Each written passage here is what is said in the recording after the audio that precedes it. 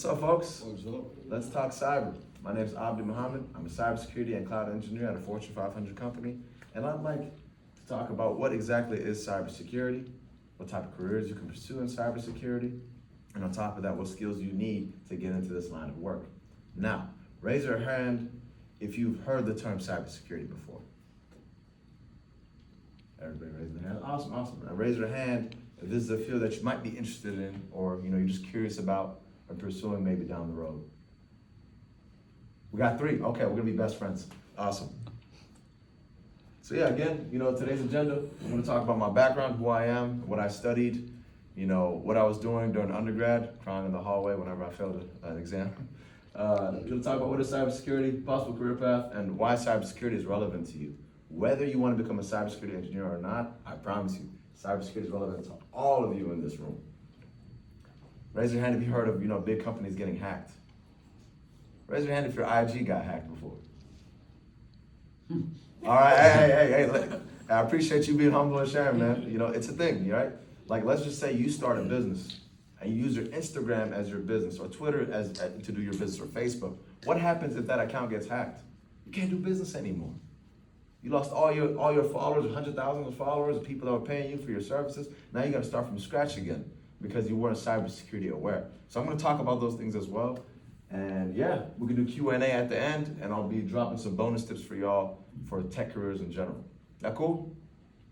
Awesome. All right, who is Abdi? Who is this gentleman? Well, I was born and raised in San Diego. Raise your hand if you're from San Diego. My man, you from San Diego too? Oh no, never mind. Happy for a second.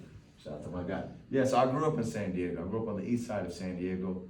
I've been all over the city, San Diego, like City Heights, Lemon Grove, we're talking Skyline area, not the safest area, but I've been living in the Skyline Paradise Valley area, and now my family, we live in towards a Walmart College. That's where we stay at. So it's like, what's that, like, is that East San Diego? Like City East San Diego? That's still isn't that still the college area? It's college area, college area. It's like half Lemon Grove, half college area. Yeah, half Lemon Grove, half Lemon Grove, half college area. So that's where I grew up at. I went to Helix Charter High School. Whoa, no way, that's crazy. Where do you already go? I went to Helix. Wow, that's crazy. That's crazy. We're gonna be best friends, bro. For real. Talk to me after this. All right. So I went to Helix Charter High School, and then when I first applied to San Diego State, guess what happened? I got denied. I didn't get into San Diego State the first time. You should have seen my face. I was crying in the car. I was like, how did that happen? I thought I did everything I was supposed to do. My GPA wasn't that high, to be honest. And as y'all know, San Diego State is when I applied 10 years ago in high school, it was extremely competitive. Now, I don't know, it's probably gotten worse. You probably know students that have 4.0s that don't get in, right? So, San Diego State's a hard school to get in, so I didn't get accepted to San Diego State the first time around. So I went to community college, Grossmont Community College. If you're an undergrad right now and you're trying to find courses at an affordable price, or trying to find relatively easier courses, I might have to clip this out. You might want to take those calculus classes at a community college. I'm just saying. And yes, I went to Grossmont College, and anyone want to guess what my original major was? Communications. I wish. I'm working on that though. I'm working on my communication. So like English? English? No. Okay. Economics. Economics. My original plan was to become an economist.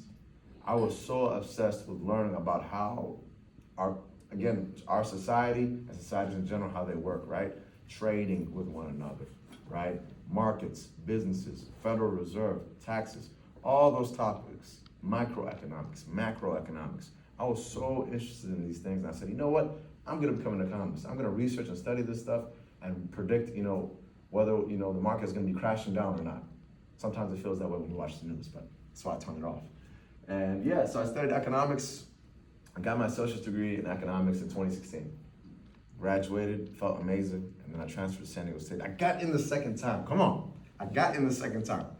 First time, didn't get in, second time, we got in. So I'm at San Diego State University now, and I have an epiphany. I realized, hey, if I wanna become an economist, I have to get my PhD. I'm not getting my PhD. That's not happening. The reason why is because I went to school mainly to take care of myself and my family. And the sooner I can get out and start making money, the better. And as an economist, you won't really make much money until you get your PhD. Again, for my economists out there, I still love you. I still love economics. I still love reading papers, economic papers, and reading about business. Those topics really fascinated me. I really enjoy it. But I realized once I transferred over, hey, you know, becoming an economist, it's a long time out, and I won't be making immediately fresh out of college. So after some contemplation, I said, all right, well, I'm gonna change my major into business or IT, something along those lines. I looked at computer science. I looked at the gap of classes that I needed to take. I said, nah, we're not doing that. I looked at business management information systems, and it turns out most of my classes, they matched up. I was only missing like 1 or 2 classes for an MIS major, for a business MIS major. I think they still call it Fowler College of Business here, right? Yeah, Fowler College of Business. So the MIS major is under the Fowler College of Business, it's Management Information Systems. That's why I changed my major to, because I realized I want to do something in business/IT, because there's hope, you know, in that line of work, and I've seen folks get jobs from that. Again, I didn't know exactly what I wanted to do during most of undergrad, but I wanted to say, hey, somewhere in the tech business space, I feel like that area is booming. Fast forward, let's say 2018, I'm in my 4th year going on to my 5th year. And I realized after talking to folks in NSBE, which is why y'all here, right? NSBE, shout out to the 6th House. Yes, sir. I realized, like, hey, you know, I do want to work in tech, but I don't know what type of exact role do I want. Like, cause tech is it's pretty broad. There's so many different roles in the tech space. And there's so many new jobs being created, you know, yearly, daily, weekly, etc. Right? The jobs that you see today, 10 years from now, you'll probably see a lot of them automated, but you'll also see a lot of new jobs. That's one thing folks don't talk about. A lot of jobs being automated, but a lot of new jobs being created because of this new technology revolution that we got going on. So after talking with some mentors and you know, brothers within the NSBE chapter who were in cybersecurity, I realized, you know what? They told me how much money they were making. I was like, oh, that's crazy. Oh, I'm making $80K fresh out of college? Really? Okay. Might pursue that, you know, cybersecurity. And I was a student assistant / intern on campus for a year. And then upon graduating 2019, I skipped a good part.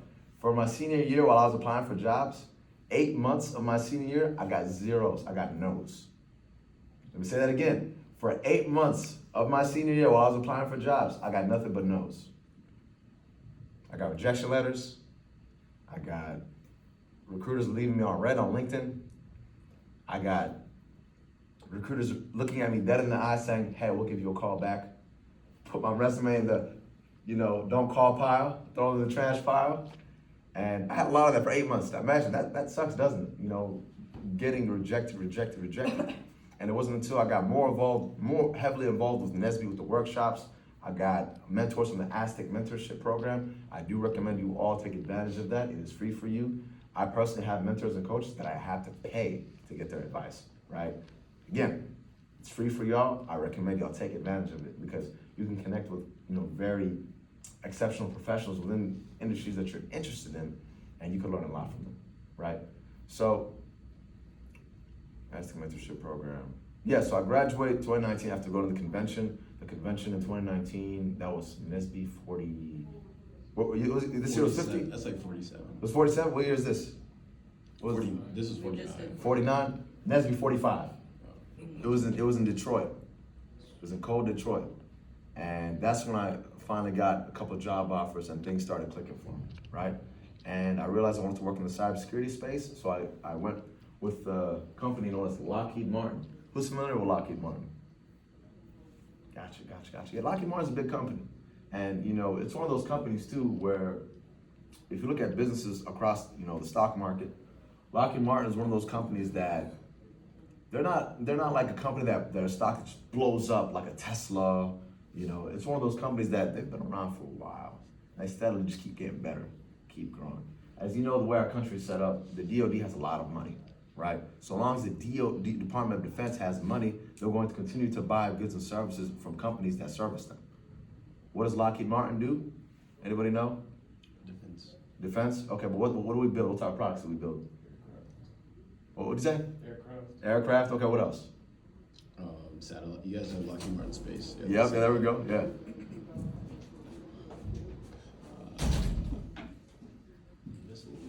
Missiles, yep. So Lockheed Martin's a really big company, right? So you have Lockheed Martin Enterprise, you have Lockheed Martin Aeronautics that focuses on airplanes and jets. You have Lockheed Martin Space that focuses on rockets. You have Lockheed Martin that focuses on mission and fire control, think missiles. You have Rotary Mission Systems that also focuses on helicopters, I believe. So Lockheed Martin's a really big company, and fortunately for me, I was blessed to start my career out there in Orlando, Florida in 2019. Summer of 2019, I started my first cybersecurity engineering job, and it was amazing. So I moved from San Diego all the way to Florida, right? Kind of like the homegirl over here that moved from Atlanta all the way to Cali. It's a big jump, huh? Yeah. There's a culture difference, the way people talk a little bit. Would you say that? Oh yeah, for sure. Yeah, it's a culture shock. That's how I felt too when I moved to Florida. I was scared. But yeah, I moved to Florida and I started my career there. And then fast forward 2020, during the pandemic. Who remembers the pandemic? Good times, right? Yeah, so during the pandemic, I enrolled my master's degree program. And I studied cybersecurity management and policy. At a high level, the degree program is focused on applying cybersecurity from a strategic business level, understanding certain policies and the procedures that you need to have a strong cybersecurity posture as a business. That's what I studied. I graduated December 2021, about a year and a half. So online programs, you can accelerate the speed of how fast you go, just saying. So if you're pursuing a master's degree, I might have to clip this out. I recommend you do an online master's degree program. They tend to be a little cheaper, and you can pace yourself a bit more aggressively, and you can get more done at a faster amount of time instead of being 2, 3, 4 years in a master's degree program and you're spending a lot of money. School's expensive, right? No. It's expensive. Oh yeah, did I forget? Guess who paid for that? Lockheed Martin. Lockheed Martin, right? So just a reminder to you all, when you're pursuing companies, a big salary is amazing. Money, I like money. Money solves problems, right? I feed myself with money. It's a very valuable tool. But I do want to remind you all that when you're applying for companies, you have to look at the whole benefits package, right? Some company might be paying you $120,000 fresh out of college, yeah, but you're probably working 80-hour work weeks, right? So you have to make sure you're doing your research and understanding the whole benefits package to see what other additional benefits that come with that. My degree was $24,000. Somewhere between $24,000 and $26,000, around that ballpark. That's how much my degree cost me, right? But Lockheed paid for that. So when you're looking at companies, ask yourself what other benefits beyond the salary that you're receiving come with that. Y'all following me? Am I going too fast? We're good? Awesome. So yeah, that's me. Finished up my cybersecurity degree program. And oh yeah, I forgot to mention, I'm in a competitive leadership development program. Have y'all heard of the leadership development programs that company do? No? So leadership development programs are when companies, they have people that they hire, right? Young professionals. And what the leadership development program is so that they can train potential leaders. If they see leadership capital, leadership capacity in you, they're gonna start investing in you, and you'll do a rotation program where you'll change jobs every year. I've changed jobs every year. I've seen so much by changing jobs. And leadership development programs, again, the company's grooming you to be a leader within that respective company. So with that leadership development program, there comes a lot of perks. One of those perks is coaching from someone who's been in the engineering space for about 20, 30 years. So I'm talking seasoned, like gray hair, beard down here, battle scars, all that, the whole 9 yards.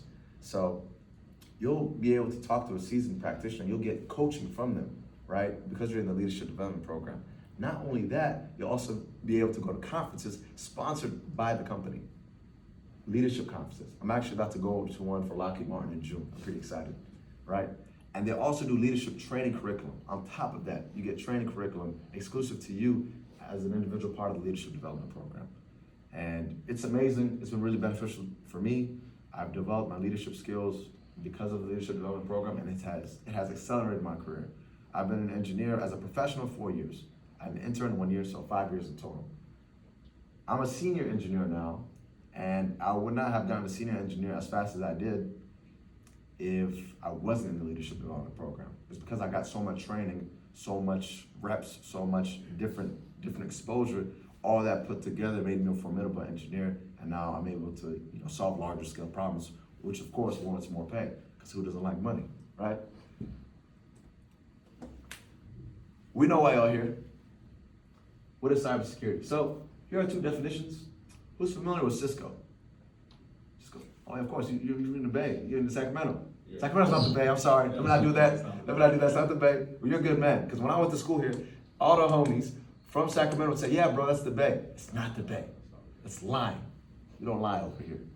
So Cisco is a big tech company. They've been building routers and switches, technologies that a lot of companies across the world use. And IBM is also another big tech consulting company. I've heard of IBM, right? Yeah. Do they have like a big booth area when at the NSBE convention? They usually have one of the biggest ones on. Yeah, that makes sense. Kind of like Honeywell and Lockheed Martin. So yeah, IBM and Cisco, this is how they define cybersecurity. So Cisco says cybersecurity is the practice of protecting systems, networks, and programs from digital attacks. And then IBM says cybersecurity is the practice of protecting critical systems and sensitive information from digital attacks. The question is it just that? Now, you'll hear the term information security and cybersecurity used interchangeably. They're not exactly the same thing. Actually, cybersecurity falls under information security. The next diagram I'm about to show y'all explains that. So, you see here, at the bottom, you have network security, right? The protection of networks. Making sure that you're able to use your laptops, you're able to access, SDSU Wi-Fi and securely without getting hacked and your credentials stolen, right? That's network security.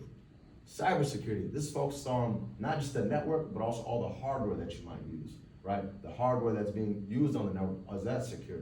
That's cybersecurity, hardware and software put together. Information security is all things information. It's data protection, it's making sure that you're compliant with security standards for high-level federal governments or payment card industries or healthcare. That's information security. So information security is the umbrella term being used. Now, the challenging portion is, if you ask people, and I'm an engineer, I've done this for a fair amount of time, and if you ask people, whether it be Fortune 500 executives, or you ask, engineers in general, most people can't distinguish between information and information security and cybersecurity. And which led to one of my mentors who's been a cybersecurity practitioner for 30 years. His name is Dr. Mansour Hassib. He's a thought leader in the cybersecurity space. I recommend you connect with him on LinkedIn. He's one of the most knowledgeable tech practitioners I've ever met in my life. He believes that debating which definition is appropriate is generally a waste of time, right? Most executives, when they're on the executive board, they and I'm not trying to be slanderous here, they don't know the difference between cybersecurity and information security. They use them interchangeably. Also, engineers in general don't know the difference between information security and cybersecurity, right? Unless you talk to someone who's in the weeds, who's really in the trenches, they might be able to tell you. But most engineers and Fortune 500 executives can't distinguish the two. So Dr. Mansour Hassib says, hey, after doing a ton of research, after dedicating his life's work into this field, he came to the conclusion that debating on these definitions is a waste of time. How about we have one comprehensive definition of cybersecurity, right? That everyone can understand, that everyone can get on board with, and makes a lot of sense. So, cybersecurity, this is Dr. Mansour Hassib, by the way. See the suit? Fly brother, isn't he? So, cybersecurity is a mission-focused and risk-optimized governance of information, which maximizes confidentiality, integrity, and availability using a balanced mix of people, policy, and technology while perennially improving over time. He wrote this in his book, Cybersecurity Leadership. I highly recommend you buy that book too. It's fire. So, you'll notice it's somewhat of a longer definition than the ones that you saw earlier, right? But there's two things that I highlighted, and there's a reason why he starts off with mission-focused and risk-optimized. What do businesses have? Before you start a business, what is the one thing that you need to have? A plan. A mission. Company mission, right? Every company that exists to have a mission. And Dr. Mansour says, hey, if your cybersecurity program that you're creating for that respective company, it needs to be aligned with the company mission. That's why he says mission focused. If your cybersecurity program is not mission focused, essentially your cybersecurity program, the likelihood of it failing is high. Why? Because you'll never get the budget to do anything cybersecurity related when you're not making it very clear as a cybersecurity practitioner, hey, I'm here to help the business. I'm here to solve problems and help the business, right? Risk optimized. Again, another two words that I highlighted. And he starts off this definition for this other reason. Most people focus on cybersecurity, they think it's just technology, right? I used to think this way too, until reading this book. He said, no, cybersecurity is more than technology. It's people, process, and technology, right? It's a whole business function. It's a business discipline. So it's not an end state, right? The CEO, does her job ever end? Right? There's no complete, right? It's just keeps going, right? How about the CFO? Okay, how about the chief operations officer? Their jobs never end, right? It's the same thing. Like cybersecurity is not an end state, right? It's something you continually to improve upon. It's kind of like exercising, right? Let's say I get in shape, right? To stay in shape, I gotta keep working out. So cybersecurity, you're constantly iterating and getting better. You're improving the security posture of your organization. Risk optimized. Cybersecurity is a game of risk management. Let me say that again. Cybersecurity is a game of risk management. Raise your hand if you drive a car. All right. We all know people die in accidents all the time, right? But you keep driving anyways. Why do you keep driving? I'll tell you why. You made a risk management decision. When you get in your car, you do a couple things, right? You get in your car, you sit down. You know people die in accidents all the time and you want to be a safe driver. What do? Put on the seatbelt, right? You got the seatbelt on. What else? Fix the mirrors, right? If you need glasses, you put the glasses on, right? Right? Make sure that your vision is good. Make sure you're able to see clearly on the road. That's mitigating risk. That's managing risk. What about car insurance? You get car insurance. Why do you get car insurance? To protect yourself and make sure that in the case that you do get an accident, some of that risk is mitigated.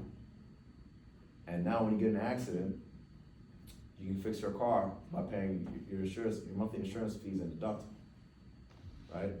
You're not on your phone, you throw your phone in the back, you're not even looking at it. I might be lying here, but you're not looking at your phone. 10 and 2, right? You're making sure that 10 and 2, your vision is clear and you're driving safely. Every activity that I just mentioned right there, you're having your car oil good, your gas in your car good, all that stuff. Everything I just mentioned to you, all those are risk management techniques to make sure that the likelihood that you get in an accident and die is mitigated. What does this have to do with cybersecurity? It has everything to do with cybersecurity. It's the same thing. What activities can we engage in to manage cybersecurity risk? Make sense?